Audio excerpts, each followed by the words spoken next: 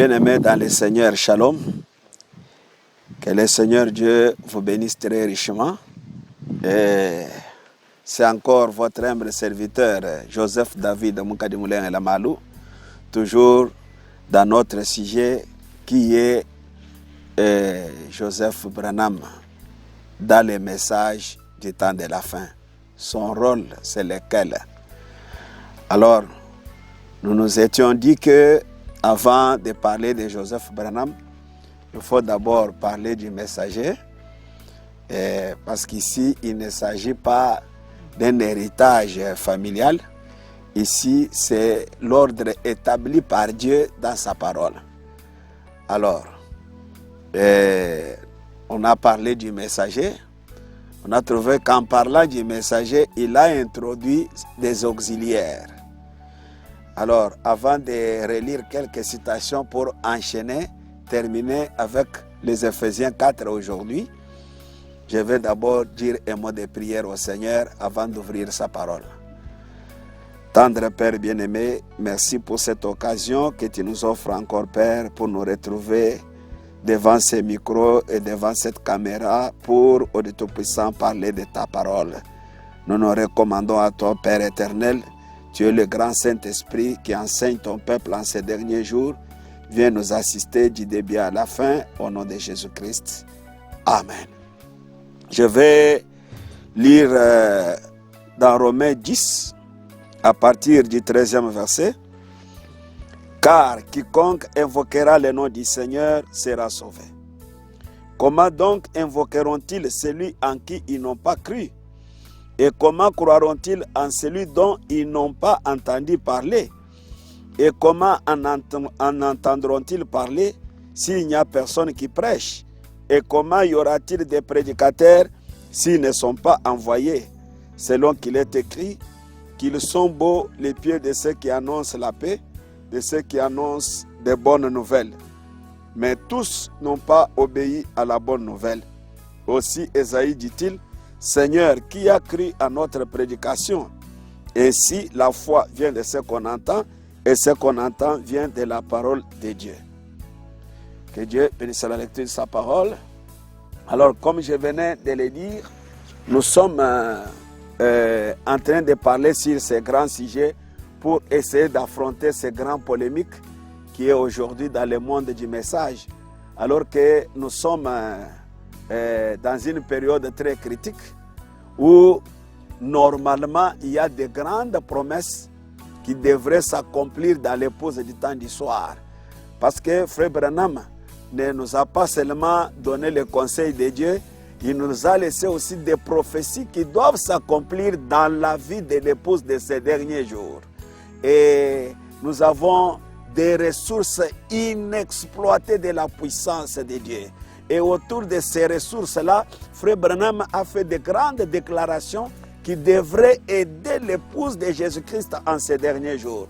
Voilà pourquoi, au lieu d'être encore dans la distraction, regardez comment le côté de Satan, comment les choses sont en train d'évoluer, la science évolue, et par les recherches des satanistes, ils font des choses, et ils font de grandes réalisations. Et nous, aujourd'hui, du côté de Jésus-Christ, le diable crée encore ces polémiques pour faire entrer l'épouse dans la distraction. On n'a pas droit à la distraction, mes chers amis. Alors, bien que c'est un homme du village qui essaie un peu de vous parler, comprenez que Dieu était né au village mais tué en ville. Jésus-Christ était né au village mais tué en ville. Et alors, nous nous étions dit que dans chaque âge, Dieu a un homme, à qui il donne son ainsi dit le Seigneur pour cette génération-là.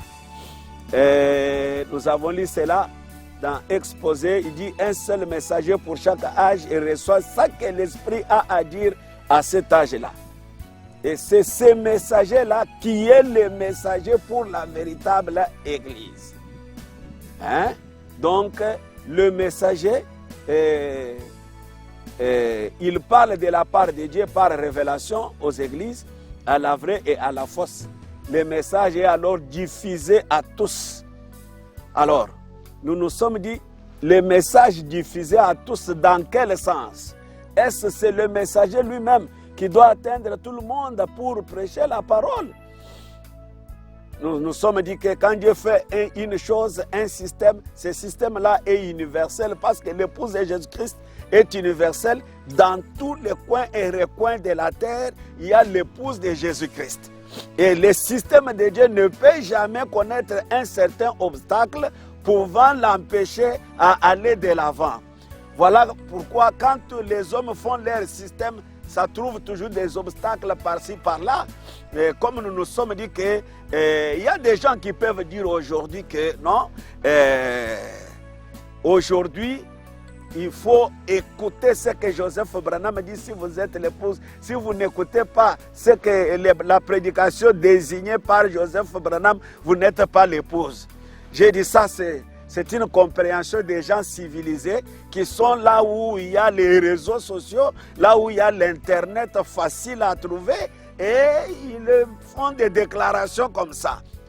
Il n'est jamais arrivé dans les jungles d'Afrique comme ici où je suis ici. Hein? Dans un jungle où, pour voir les téléphones Android ici, c'est difficile. Vous ouvrez ça, il y a des gens qui viennent autour de vous pour voir ce genre de téléphone et les images qui sont dans les téléphones.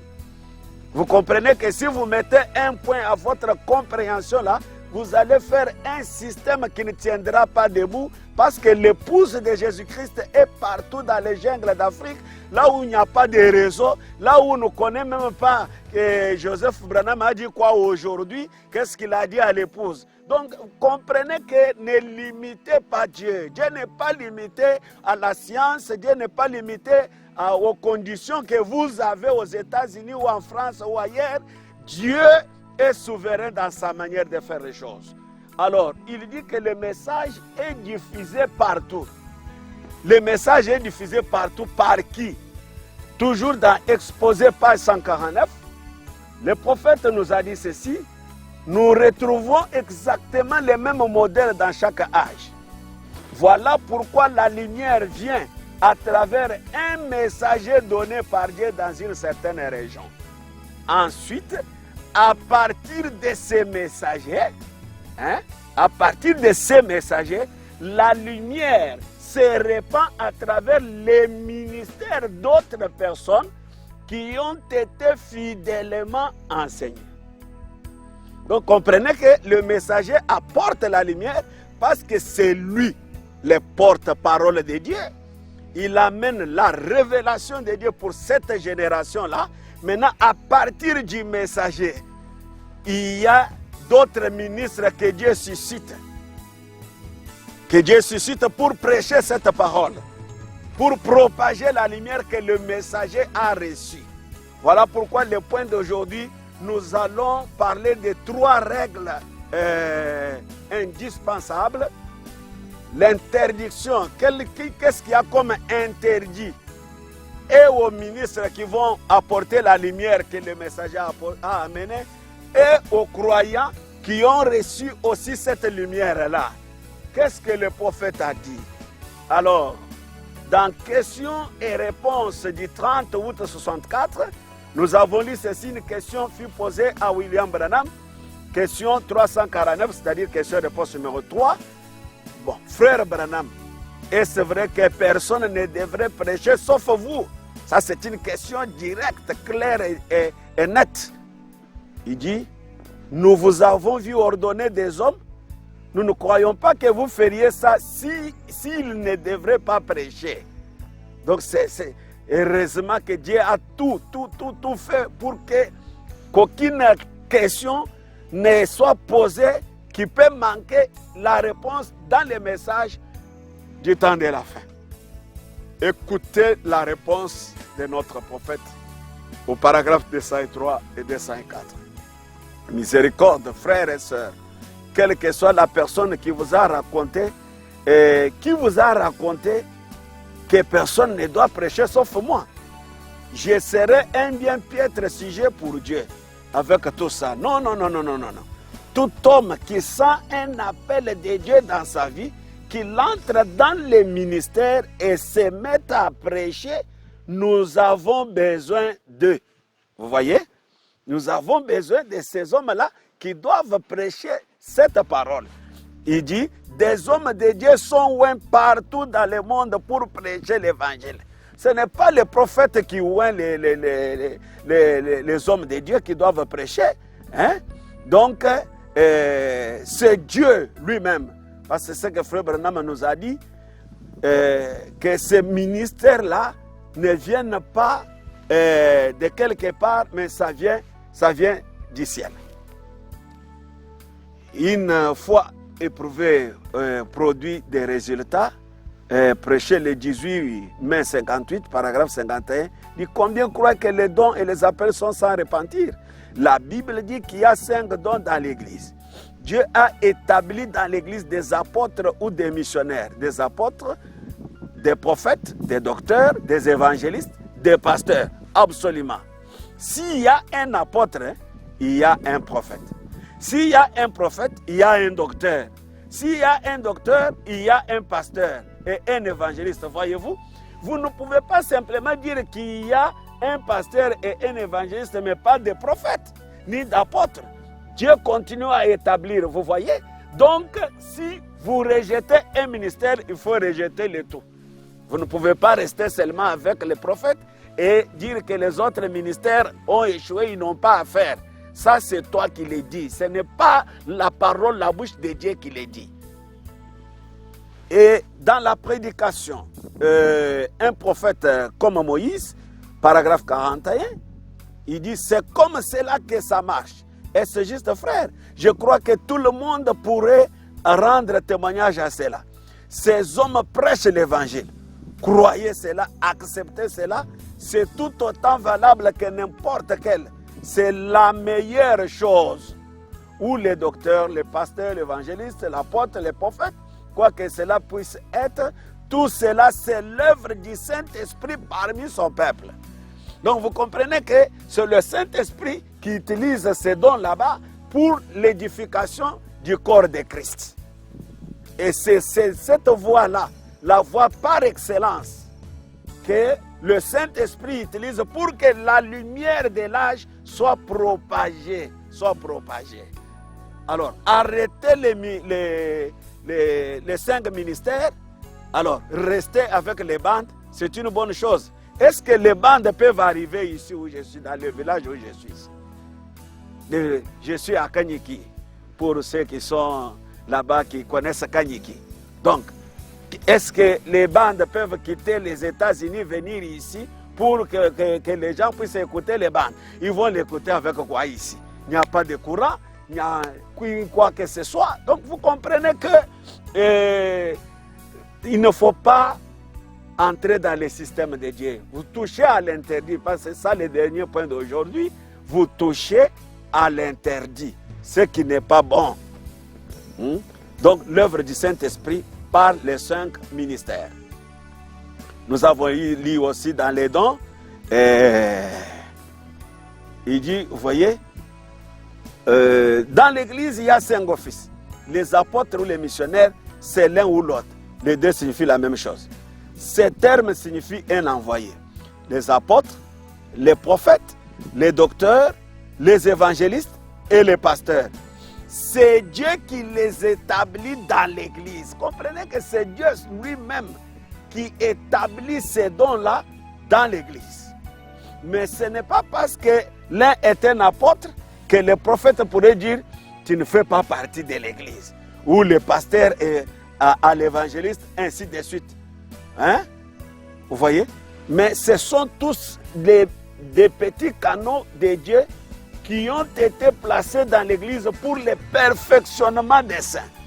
Donc, comme nous avons eu un prophète majeur, là, personne ne peut l'égaler. Il est le seul qui reçoit la révélation. Maintenant, après le prophète majeur, nous avons 5 ministères. Il y a les prophètes mineurs, comme Joseph Branham, c'est un prophète. Et dans le corps de Christ, Joseph Branham n'est pas le seul prophète mineur. Mais Joseph Branham étant prophète, il a un rôle dans le message du temps de la fin que personne d'autre ne peut jouer. C'est là que notre dernier point.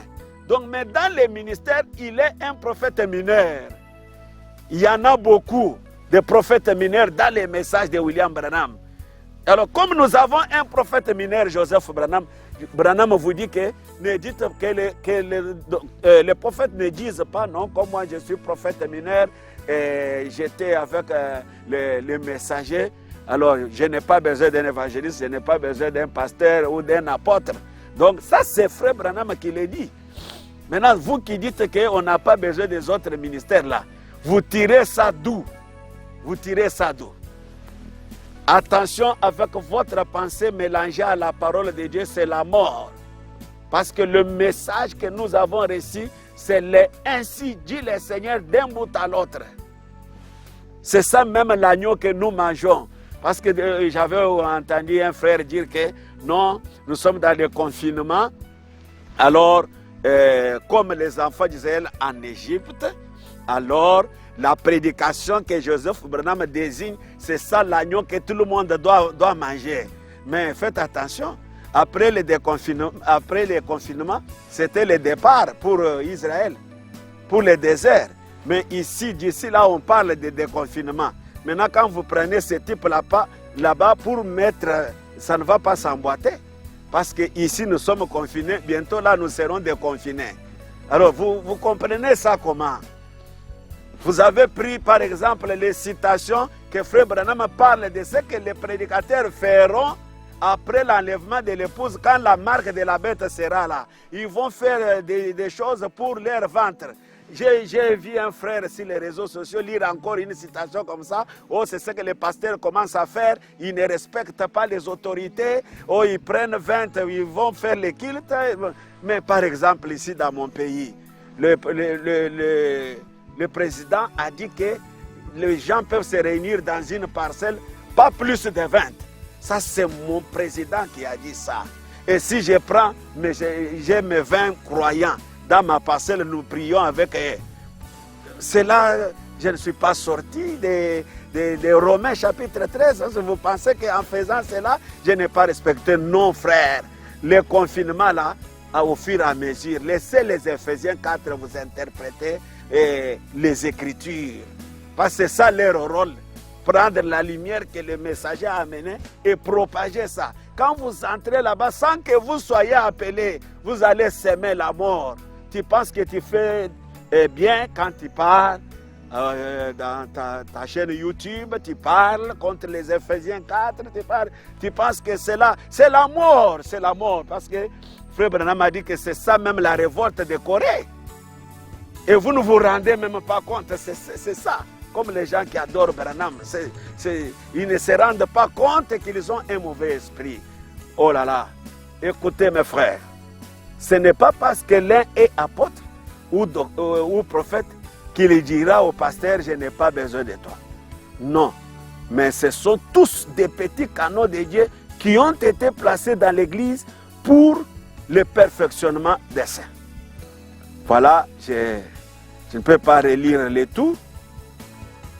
Dans la prédication, Jésus-Christ est le même hier, aujourd'hui, éternellement, prêché le 23 février 58, paragraphe 11, il dit il y a 5 dons ministériels qui relèvent de la préscience de Dieu. Comprenez que comme les messagers préordonnés, même ces auxiliaires aussi sont préordonnés par Dieu. Ça, il relève de la préscience de Dieu. Et les premiers d'entre eux, ce sont les apôtres, les prophètes, les docteurs, les évangélistes et les pasteurs. Ce sont des dons envoyés par Dieu à l'Église. Donc, ce sont des dons envoyés par Dieu à l'Église. Ok. Je prends une autre citation.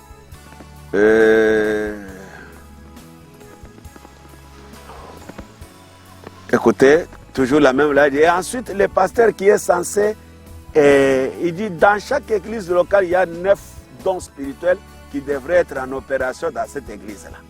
Si c'est une bonne assemblée qui prie. Et ensuite, le pasteur qui est censé être la tête de l'église a la sagesse de Dieu pour mettre cette église-là en ordre de telle manière qu'aucun fanatisme, que rien ne tourne de travers et que tout s'avère être purement l'Esprit du Saint-Esprit à l'œuvre parmi les gens. Vous avez alors une véritable église qui est une église modèle pour toutes les régions avoisinantes. C'est comme une cruche où viennent les abeilles, une église aimable. Donc c'est un peu ça. D'autres choses, on avait lu. Je pars maintenant pour introduire. Voilà pourquoi quand Frère Branham a dit que nous avons besoin d'eux, il encourageait tous les ministres qui s'élevaient de son vivant. Frère Branham ne décourageait personne. Hein? Il dit, dans les choses qui sont à venir, prêcher le 5 décembre 65, paragraphe 14, il dit, mais je suis très reconnaissant de ces portes ouvertes par lesquelles j'ai pu entrer et de l'inspiration qui a été ainsi donnée à des jeunes hommes comme votre pasteur ici. Ce qui les a amenés à... Alors que je commence à prendre de l'âge et que je sais que mes jours sont comptés, maintenant je sais que ces jeunes hommes peuvent prendre ces messages et continuer à le répandre. À les répandre jusqu'à la venue du Seigneur. Voyez donc, les jeunes gens doivent prendre ces mêmes messages et répandre cela jusqu'à la venue du Seigneur, mon frère. On n'a pas dit que ça va s'arrêter quelque part pour que Joseph seul puisse s'occuper de l'épouse de Christ dans le monde entier. Il ne saura pas. Joseph Branham ne peut pas venir. Moi, je parle d'abord des jungles d'Afrique ici. Joseph Branham, peut-être jusqu'à ce qu'il ira au ciel, parce que je crois qu'il a le Saint-Esprit, c'est un homme de Dieu, un prophète que Dieu nous a donné dans le corps mystique de Christ. Mais je ne crois pas que jusqu'au jour où il ira dans l'enlèvement, il va puller ses pieds ici où je suis, ici par exemple, en brousse ici, pour venir prêcher la parole. Je ne crois pas. Pour venir dire aux gens ce qu'ils sont censés faire. Non, frère. Il y a la voie tracée par Dieu, ce sont les 5 ministères. Dans ces rangées du côté de Jésus, prêché le 1er juin 62, paragraphe 112. Et frère Neville, frère Ridel, frère Kras et frère Belair, et vous tous frères qui êtes ici, Gini, et où que vous soyez, et vous les autres frères, que Dieu vous bénisse richement. Je vois Terry, Line, Charles, Cox, David, beaucoup d'entre vous jeunes gens ici présents. Que Dieu vous oigne. Je pense que tu dis Amen. Que Dieu vous oigne. Ça, c'est Frère Branham parlant des jeunes ministres, comme il a parlé aussi de Joseph Branham. Joseph, mon fils, que Dieu prenne l'esprit qui est sur moi, mette sur toi en double portion. Joseph, mon fils, tu es chef. Tout ça, nous comprenons ça. Ça a sa place dans le message du temps du soir. Il n'est pas le chef de l'église. Même Branham n'était pas le chef de l'église. C'est Jésus-Christ qui est le chef de l'église. Mais il a des vases qu'il utilise. Dans chaque génération, il utilise un vase qui est le messager. Parce que dans l'exposé, Frère Branham nous a dit que Dieu est dans le messager. Et quiconque veut avoir la plénitude de Dieu dans son église, qu'il suive le messager. Donc c'est le messager qui est l'adresse de Dieu dans la génération. Mais après le messager, il y a les auxiliaires. Il dit que Dieu vous oigne. Oh là là. Combien nous voudrions prendre quelques-uns d'entre vous pour qu'ils soient des évangélistes. Comprenez que lui, le prophète majeur, étant encore là, il avait besoin des évangélistes. Parce que les évangélistes, leur rôle, c'est prendre l'évangile, aller d'une ville à l'autre, propager cet évangile-là, dans la démonstration de la puissance de Dieu. Oh mes frères, si nous entrons dans les témoignages, mais nous n'allons pas terminer. Les témoignages de ce que l'évangile de William Branham a fait par les 5 ministères et par les bandes. Parce qu'on ne peut pas exclure les bandes. Parce que les bandes, c'est la voix du 7e âge qui entre tout droit dans les oreilles de ceux qui ont la chance d'écouter cette voix-là. Et voilà pourquoi le message est stocké. Quand nous allons parler de Joseph Branham, vous allez comprendre. Est stocké sur les bandes et dans des brochures. Les bandes ont leur rôle, les brochures ont aussi leur rôle. Les bandes, on met dans un appareil, les bandes n'ont pas besoin d'un homme pour les manipuler. L'homme met juste dans l'appareil et ça commence à jouer. Mais la brochure, il faut un Éphésiens 4 que Dieu a mandaté pour vivifier ce qu'il y a dans la brochure là, afin que les gens puissent croire, et ça a le même effet que la bande qu'on met dans la cassette. C'est la même chose. Et depuis que les messages, depuis que nous sommes restés, depuis le départ du messager, donc c'est cette voie-là qui a beaucoup travaillé que les bandes. Parce que les bandes sont limitées, mais les Éphésiens 4 vont partout dans le monde. Le message est dans des villages reculés, là où il n'y a ni téléphone, ni quoi que ce soit. Pas d'école, pas quoi. Mais l'Éphésiens 4, Dieu l'envoie là-bas. Il baptise ces gens-là qui ne connaissent même pas leur droite et leur gauche. Et ils croient le message de ce septième ange de William Branham. Et vous allez combattre ça. Comment, mon frère? Il dit, combien nous voudrions prendre quelques-uns d'entre vous pour qu'ils soient des évangélistes et vous établir quelque part, hein? Voyez-vous, sachant que vous avez grandi, vous pouvez vous lever, vous familiariser avec les messages et l'étudier pour vous affirmer vous-même. Si vous sentez un appel dans votre vie, je vois 2 ou 3 jeunes hommes, 4 ou 5 assis dans une autre rangée ici derrière, comme cela. Vous êtes des jeunes gens. Écoutez, je me fais vieux. Frère Neville se fait vieux. Nous sommes des hommes d'âge moyen. Si le temps s'écoule, nous allons quitter la scène après un moment. Vous devez prendre notre relève.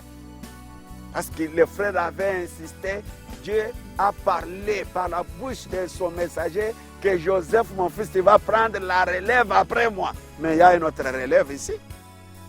Ce sont les jeunes ministres. Les ministres doivent prendre les relèves du messager à son départ. Comment vous pouvez prendre juste un angle, un aile de la chose et laisser l'autre? Non, l'aigle a des ailes pour bien voler. Il faut être équilibré, mon frère. Il faut être équilibré. Voilà pourquoi il est dit ceci. C'est notre point d'aujourd'hui. J'étais juste de faire la révision de ce qu'on avait vu la semaine passée. Je lis d'abord la Bible dans 2 Timothée. 2 Timothée, chapitre 2, versets 14 à 16. Oh là là. Vous voyez, nous avons l'air naturel. Hein? On n'a pas votre air conditionné là-bas. Où vous êtes dans, je ne sais pas, climatiseur. Nous sommes en brousse respirant l'air naturel que Dieu a créé. Donc, comprenez, nous sommes les hommes du village. Hein? Alors, je prends ma Bible. Ok, 2 Timothée, chapitre 2, verset 14. Rappelle ces choses en conjurant devant le Seigneur qu'on évite les disputes des mots qui ne servent qu'à la ruine de ceux qui écoutent. Efforce-toi de te présenter devant Dieu comme un homme éprouvé, un ouvrier qui n'a point à rougir, qui dispense droitement la parole de la vérité. Évite les discours vains et profanes, car ceux qui les tiennent avanceront toujours plus dans l'impiété, et leur parole rongera comme la gangrène, ainsi de suite. Je vais maintenant parler sur les 3 règles indispensables, les 3 interdits. D'abord, dans la révélation, Jésus-Christ, frère Branham dit ceci, avant de toucher cette écriture que nous venons de lire. Paragraphe 219, je lis 221. Dit, je voudrais vous faire remarquer également les symboles de Christ dans la Bible et ici sur terre. Sur la terre, il était prophète. Le croyez-vous? Un prophète est la parole. Nous le savons. Le mot prophète signifie un interprète divin de la parole. La parole divine est écrite et le prophète a en lui le divin esprit de Dieu.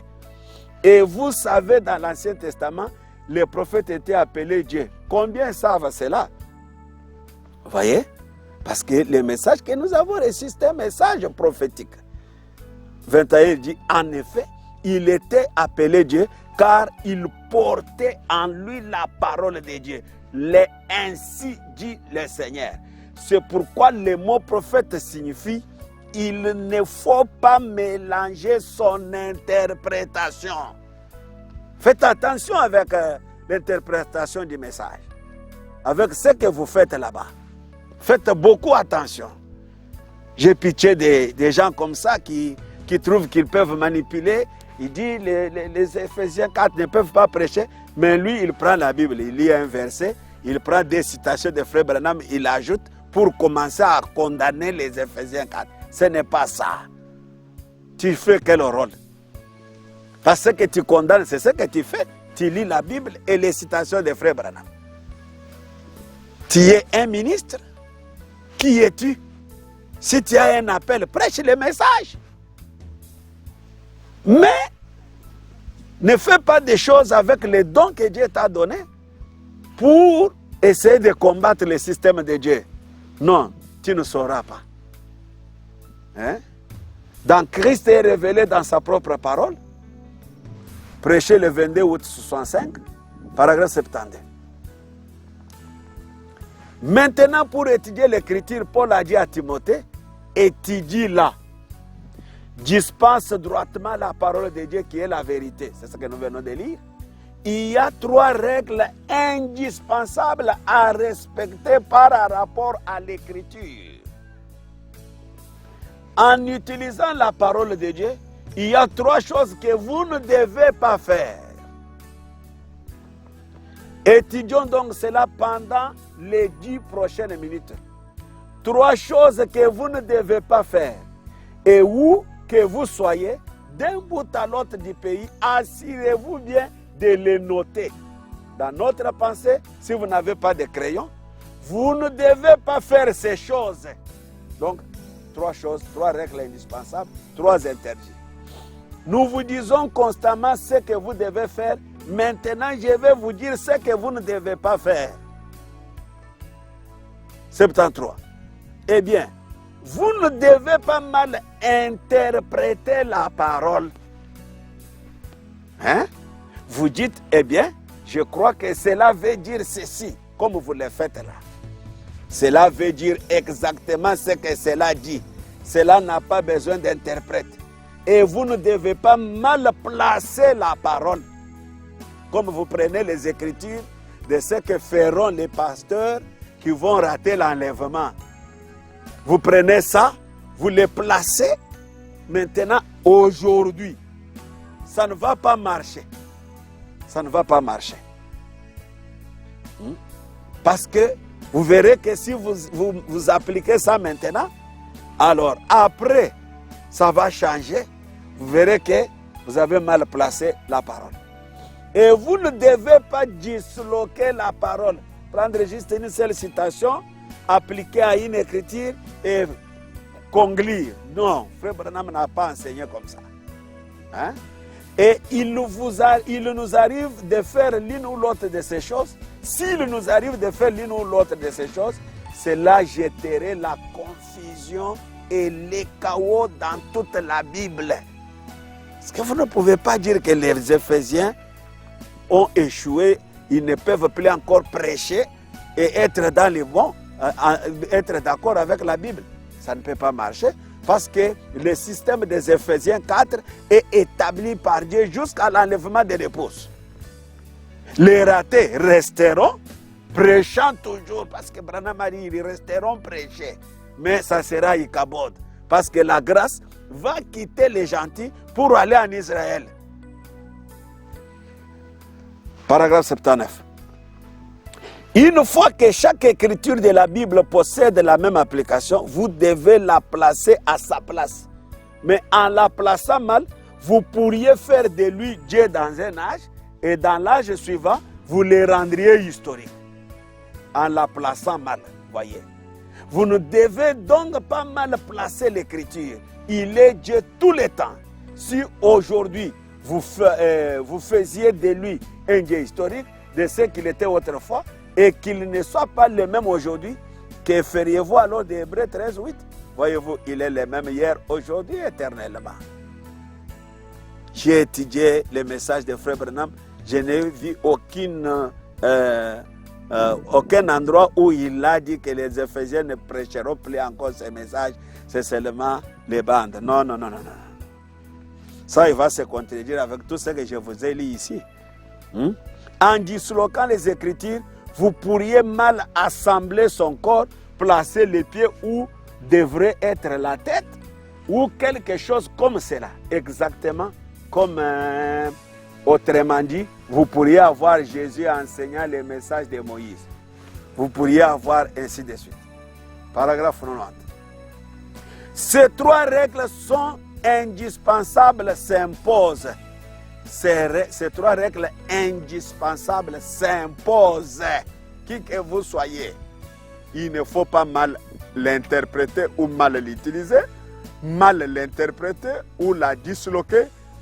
Elle doit être gardée exactement comme Dieu a dit qu'elle était. Pour le monde, c'est un livre de mystère. Les gens croient que ce n'est qu'un livre mystérieux. Non, non, il a dit, mes paroles sont esprit et vie. Jésus l'a dit. Et aussi, la parole est la semence qu'un semeur a semée. Nous savons que cela est vrai. Elle est Dieu, sous forme de la parole. Et elle ne peut être interprétée que par lui. La pensée humaine est incapable d'interpréter la pensée de Dieu. Comment une petite pensée humaine limitée peut-elle interpréter la pensée infinie, alors que nous n'arrivons même pas à interpréter notre pensée, l'un l'autre? Voyez? Il faut avoir pitié de vous-même. Affronter un système que Dieu a établi dans tous les âges. Depuis que Jésus a sauvé l'humanité, il a envoyé ses disciples pour aller prêcher la bonne nouvelle à toute la création. Et toi, tu viens aujourd'hui, tu dis que personne d'autre ne peut prêcher, c'est seulement les bandes. Est-ce que tu ne peux pas venir, mon frère, faire ce travail que tu fais là, ici en Afrique? Comme Dieu t'a oint pour jouer ce rôle-là. Venir quand même ici en Afrique, on va t'envoyer là où, pour baptiser quelqu'un, il faut prier pour que les crocodiles quittent là où on baptise, pour que tu baptises les gens, que tu vas convertir avec les bandes. Aïe, aïe, aïe. Il faut avoir pitié de vous-même. Votre pensée est tellement limitée que vous ne pouvez pas affronter la pensée infinie de Dieu. Je prends Hébreux chapitre 6, deuxième partie. Paragraphe 243. Mais pour le moment, si nous nous humilions et sommes vraiment sincères et que nous venions dans un seul but, celui d'apprendre, je désire aussi apprendre. Et la Bible a été écrite, elle dit que les Écritures ne peuvent être un objet d'interprétation particulière. Cela signifie que l'Écriture doit interpréter l'Écriture. Voyez-vous, chaque passage de l'Écriture doit interpréter un autre passage. Et c'est à travers toute la Bible afin d'en faire une chose glorieuse. Parce que Dieu ne peut changer étant le Dieu immuable. Aujourd'hui, cette écriture est accomplie, prêchée le 19 février 65. Paragraphe 59. Et il en est de même aujourd'hui, c'est parce que nous sommes dans une confusion comme celle dans laquelle nous sommes. Et c'est parce qu'il y a plusieurs interprétations humaines de la parole de Dieu que les gens manquent de voir la vérité de Dieu. Ce que tu dis là-bas, comment tu peux convaincre les dénominationnels ici? Avec quoi? La Bible, c'est un système établi par Dieu. Frère Branham dit que c'est ça notre base, c'est ça notre boussole. Maintenant, si tu sors de la Bible, tu enlèves les Éphésiens 4, quel rôle tu vas jouer? Frère Branham peut te dire ton rôle. Je te lis dans Exposé, page 123. comme tu aimes interpréter la parole, tu écartes les auxiliaires que Dieu a placés dans l'Église pour le perfectionnement des saints. Ça m'étonne aussi, il y a des gens qui sont encadrés par les Éphésiens 4 jusqu'à les amener à un certain niveau spirituel où ils comprennent que la voix du messager est très importante, mais il arrive à ce niveau-là, il commence à nier les Éphésiens 4 qui ont fait de lui ce qu'il est là-bas. Peut-être je comprends, il y en a qui n'ont jamais eu la chance d'être encadrés par un Éphésiens 4 établi par Dieu. Les autres sont tombés seulement dans les mains des aventuriers qui les ont cochonné l'argent, qui ont fait des aventures, qui ont fait ceci et cela. Mais je te dis que ne faut pas, si tu es passé par des gens comme ça, il ne faut pas généraliser les choses. Parce qu'il y a les gens que Dieu a suscités, les autres qui n'ont pas étudié, mais qui prêchent ce message, qui aide l'épouse de Jésus-Christ. Et l'épouse est en train de grandir, l'épouse est en train d'atteindre le sommet. Alors, et toi, tu es là aux États-Unis, tu es là dans ta Jeep. Ah là là là là, tu dis que je vais parler à l'épouse de Jésus-Christ aujourd'hui. Aujourd'hui, nous sommes dans le confinement. Frère Branham l'avait dit. Alors, est-ce que tu penses qu'aujourd'hui, que tu dis aux gens qu'il faut se réveiller pour commencer à écouter ce que Branham a dit? Tu sais à quel niveau tu es en retard? Parce que le temps qu'il fait, l'épouse devrait être remplie du Saint-Esprit, aspirant à son adoption. Mais toi, tu veux commencer ton système maintenant. Quand est-ce que tu vas atteindre le monde entier? Hein? Eh bien, je t'informe qu'il y a l'épouse de Christ qui aspire déjà à l'adoption, où les gens voient ici que Frère Branham a dit, ils sont dans des brousses en train de prier, cherchant voir que l'écriture puisse s'accomplir dans leur vie. Frère Branham dit que quand Dieu appelle un élu, il est un attribut de Dieu par lequel Dieu peut manifester sa parole promise de l'âge. Et ces gens-là ont su cela par les Éphésiens 4, fidèlement enseignés. Ils vont dans des brousses prier, ils sont là. Quand toi tu veux te renfermer dans ta chambre bien climatisée là, mais tu ne penses pas qu'il y a quelqu'un qui n'a même pas un endroit où dormir, il dort sur un sac de raffia, mais qui a le Saint-Esprit. Toi tu penses que, alors comme tu as ton bureau ou ta chambre bien climatisée là, tu peux te renfermer là-bas et prier. Il y a les gens qui vivent dans des conditions où ils ne peuvent pas faire une heure renfermés dans cette maison-là. Et comme ils n'ont pas cet endroit là-bas, il y a les enfants, une maison à 2 pièces, il y a les enfants, leur mère et lui, il ne sait plus quoi faire. Alors, il laisse la maison, il va en brousse chercher le Saint-Esprit. Et en brousse là-bas, quand il traite avec Dieu là, est-ce qu'il a seulement besoin que Joseph lui dise quoi faire? Non, frère. Le chef de l'église qui coordonne les choses maintenant, c'est le Saint-Esprit. Voilà pourquoi, quand on cite les messagers, on arrive là, on écrit Élie. Élie, c'est le Saint-Esprit qui est libéré aujourd'hui par le message du temps du soir. Le message de William Branham a libéré le Saint-Esprit. Le Saint-Esprit traite maintenant avec des individus, les élus connus de Dieu avant la fondation du monde. Si tu es aussi un élu de Dieu, écoute un peu cet avertissement qui vient du village dans les jungles d'Afrique. Écoute ce que nous vous disons ici. C'est ainsi dit le Seigneur. Si tu as le Saint-Esprit dans ton âme, tu diras aussi Amen à cette version des choses. Et pour celui qui va refuser, qui va persévérer, écoutez sa place. Exposé page 123. Il dit, si vous pensez que ce n'est pas vrai, écoutez ceci. Dans le monde entier, aussi bien dans les groupes pentecôtistes que dans les groupes fondamentalistes, on forme des organisations d'hommes d'affaires. Ils ont envahi la chair sans avoir un appel de Dieu. Leur chair n'est pas l'église, c'est les réseaux sociaux, c'est les YouTube. C'est ça leur chair. Les hommes d'affaires. Sans avoir un appel de Dieu. Qu'est-ce qu'ils font? Ils se sont fait passer pour des pécheurs d'hommes Oh non, mes frères, écoutez-moi ce que je vous dis ici. Je vais aider un Élie quelque part. Tu aides un Élie en tant que... Qu'est-ce que tu as eu cet appel-là? Quel est ton rôle? Place-toi dans les Écritures. Ils se sont fait passer pour des pécheurs d'hommes et pour des fondateurs d'un mouvement de Dieu. Et ils disent que le ministère d'Éphésiens 4, 10-13, c'est donc que Dieu a fait à l'Église a échoué. Et que par conséquent, eux prennent la relève.